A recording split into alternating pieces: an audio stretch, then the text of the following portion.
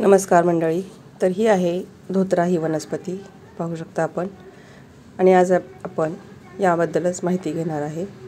तर हिरवळ आणि मी या यूट्यूब चॅनलवर सर्वांचे स्वागत आहे. आणि हे पाहू शकता, धोत्रा ही वनस्पती अनेक प्रकारच्या औषधांमध्ये देखील वापरली जाते. तसेच शंकराला प्रिय असल्यामुळे श्रावण महिन्यात या वनस्पतीला खूप मागणी असते. तर याला ह्या अशा प्रकारची फळं लागलेली असतात पाहू शकता. आणि ही पूर्ण भारतभर आढळते. अशा प्रकारे या वनस्पतीला फुलं येतात.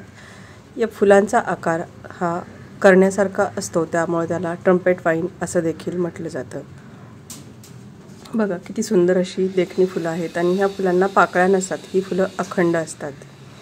तसंच हे फूल जरी सुंदर दिसलं आणि शंकराला जरी प्रिय असलं तरी देखील ही वनस्पती जी आहे ही विषारी वनस्पती आहे, त्यामुळं त्याचा दुरुपयोग देखील होऊ शकतो. त्यासाठी आपण जेव्हा ह्या वनस्पतीबद्दल पूर्ण माहिती घ्याल त्यावेळेसच त्याचा उपयोग करा, किंवा आयुर्वेदिक डॉक्टरांच्या सल्ल्यानुसारच याचा उपयोग केलेला नेहमी चांगला असतो.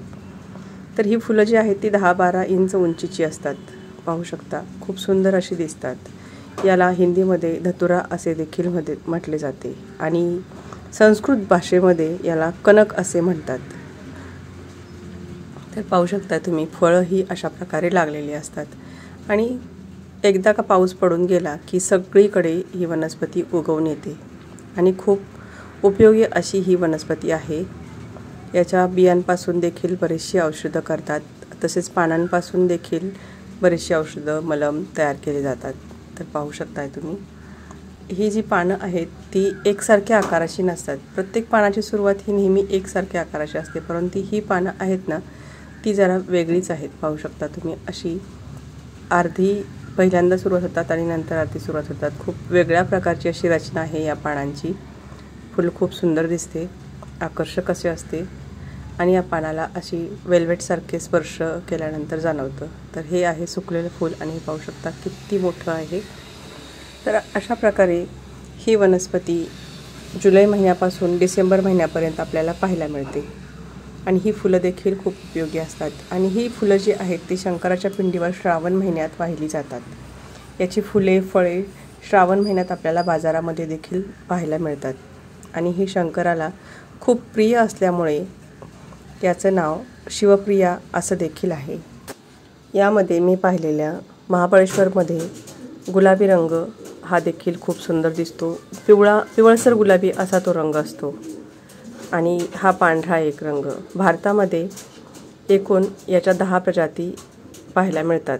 आणि याच्या सगळ्या मिळून प्रजाती आहेत 15, त्यातल्या 10 ह्या आपल्या भारतामध्येच दिसून येतात.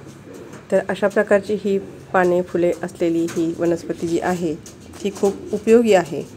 अनेक प्रकारच्या आजारामध्ये त्याचा उपयोग होतो. जास्त करून मुळव्याध, कानदुखी, केसातील कोंडा अशा प्रकारच्या रोगावर याचा उपयोग केला जातो. परंतु ही सर्व औषधं करताना आयुर्वेदिक डॉक्टर त्यांच्या सल्ल्यानेच आपण ही केली पाहिजेत. ह्या फळांचा देखील खूप उपयोग होतो. ह्या फळांमध्ये कायमस्वरूपी तेल असते. तेलापासून अनेक प्रकारच्या आजारावर मलम, तसेच मूळव्याधासारख्या व्याधीवर देखील या तेलाचा तसेच या पानाफुलांचा देखील अनेक प्रकारे वापर केला जातो. अशी ही शिवप्रिया, धतुरा, कनक अशा अनेक नावांनी ओळखली जाणारी ही धोत्रा ही वनस्पती सर्वांच्या बागेमध्ये किंवा घराच्या आसपास आढळते. तर त्याचा औषधी उपयोग जाणून घ्या आणि डॉक्टरांच्या सल्ल्यानुसार त्याचा उपयोग करा. धन्यवाद. व्हिडिओ आवडल्यास लाईक, शेअर आणि सबस्क्राईब करायला विसरू नका.